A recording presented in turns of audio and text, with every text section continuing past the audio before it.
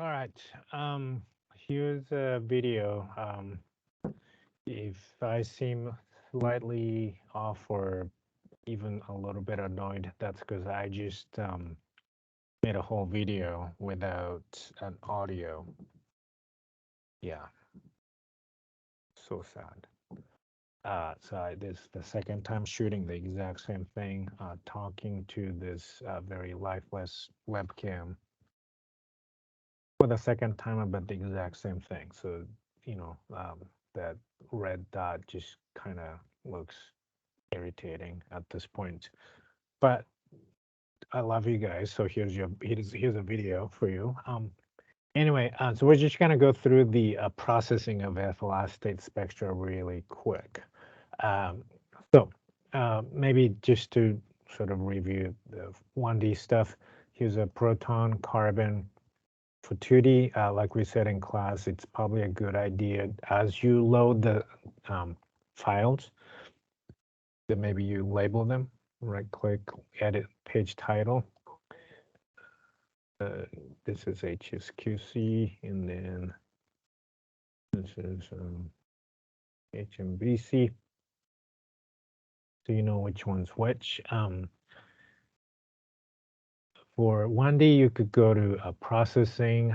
You could just opt to do a quick auto phase, but if you feel like the phasing is not optimal when you, especially when you zoom in, if you want to nitpick, there's a tiny bit of offness right there. So maybe we could indeed phase this a bit.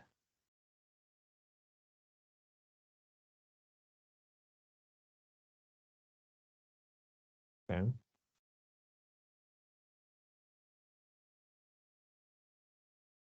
Like so.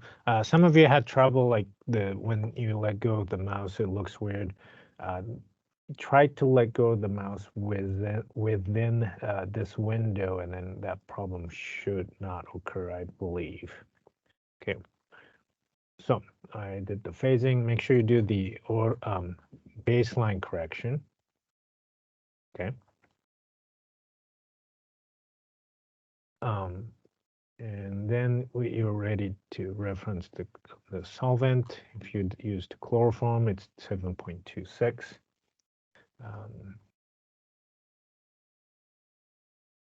Okay.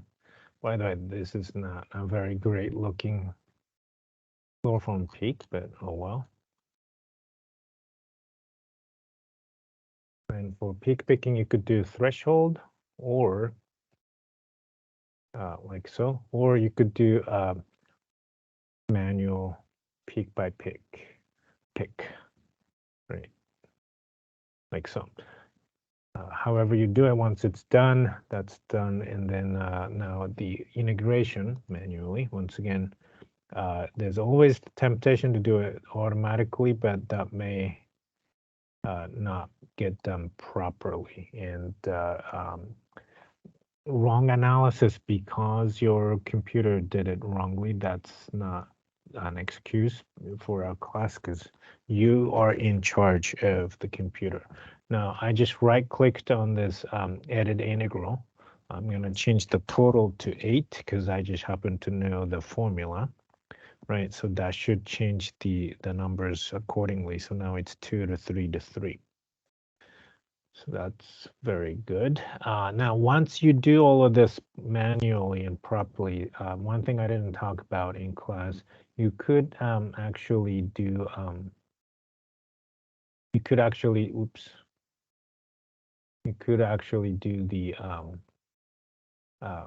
auto multiply analysis. Now, this is something you really don't want to do when you haven't done everything manually because these things often don't get done properly. But the nice thing about this auto multiplier analysis, once all the peak picking and everything is done rightly, then you could look at the NMR data table, and as you can see, like they have automatically calculated your coupling constants, and these are so that just kind of is handy. But you don't necessarily have to have the auto analysis there. For carbon, since we already went through the phasing and whatnot, I'm just going to do the auto phasing and auto baseline correction. And but we'll do referencing for the chloroform. Now, that doesn't mean that for carbon, you don't need to do phasing. In fact, if you ever have to do phasing, it's often carbon that you have to do it. In fact, it kind of looks a little bit bad there, but just for time's sake, I'm just going to skip that for now. Okay. So I just picked those 4 peaks, and that's pretty much it. So praise the Lord. I'm moving on to cozy. For cozy, anyway, you don't really need to do phasing. In fact, you really can't. And you probably, I can't remember if I said something about auto baseline correction, but you might not really even want to do that either. But if you do, it's not that big of a deal for this. Anyway, the only thing really you need to do is referencing. And so to do that, let's go get the shift for that peak, which is 1.24, right? So here I'm picking the diagonal peak. So this is not an actual cozy correlation peak, right? So this is going to be 1.24 in both dimensions. So now it lines up really nicely. And now you see the actual cross peaks lining up nicely as well, right, with the quartet and this triplet, so forth. Okay, so that's cozy. And another thing you could opt to do is to do peak picking. And in fact, there's really only just this peak. These are not a cozy correlation peak, right? So you should ignore those. Anything that's on the diagonal line. Now, HSQC, if it has this mirror effect, then it is an artifact of MestreNova and Joel not playing nicely with each other. So then you'll have to do some reprocessing stuff, like you need to redo Fourier transform. Go to the F1 or the carbon dimension, go to more processing, Fourier transform, and you need to redo the Fourier transform using the echo anti-echo protocol to get rid of that echo peaks. The phasing is obviously kind of bad here because it should be just one color and then another color for CH3s and CH2s. Often, not always the case, but often if you click on auto phase, that kind of gets you a nice starting point. And this actually doesn't look that bad with the auto phase, so we're just gonna start phasing here. Okay, I'm gonna start with maybe the F2 dimension.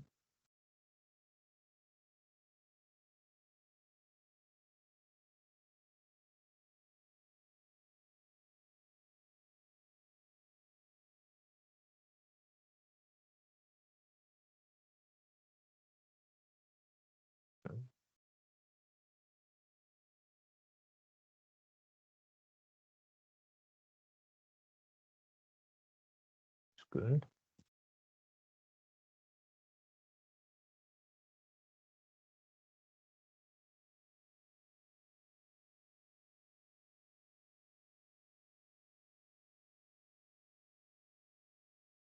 Remember, you're just trying to make this as symmetrical as possible around the line that's appearing for phase 0, and then the far away place for phase 1.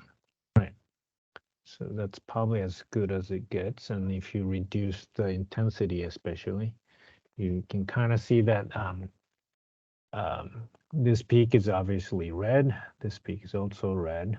And that makes sense because they're both CH3 and this is supposed to be CH2. So that's good. And at this point, we just need to reference these peaks. So this is going to be, what was it? Actually, I don't remember what it's supposed to be. So that peak is supposed to be 21.16, 2.03.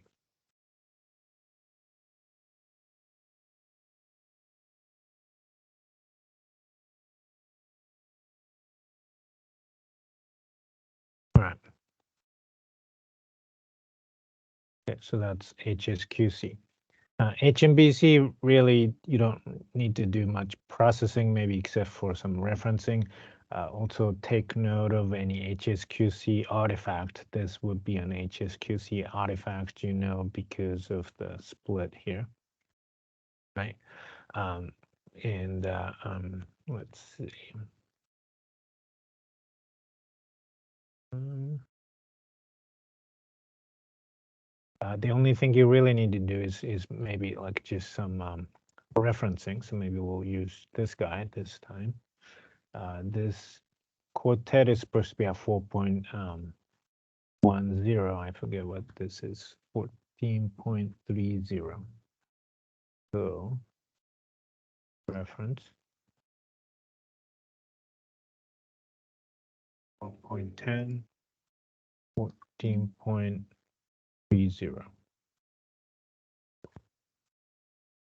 And that's that.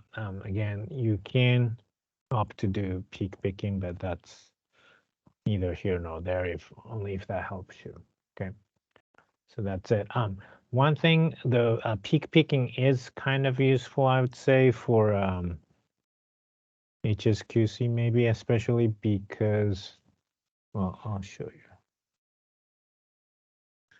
If you do that and then make your NMR peaks table, remember we constructed that NMR table in the class.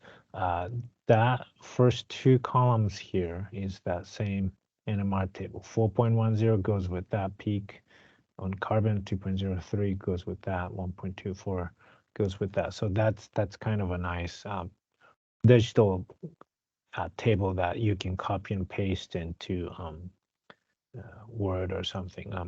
You should probably delete all the other columns. These are not really necessary. So, okay. So let me know if you have any questions or anything like that. So, all right, that's it for the video. See you guys.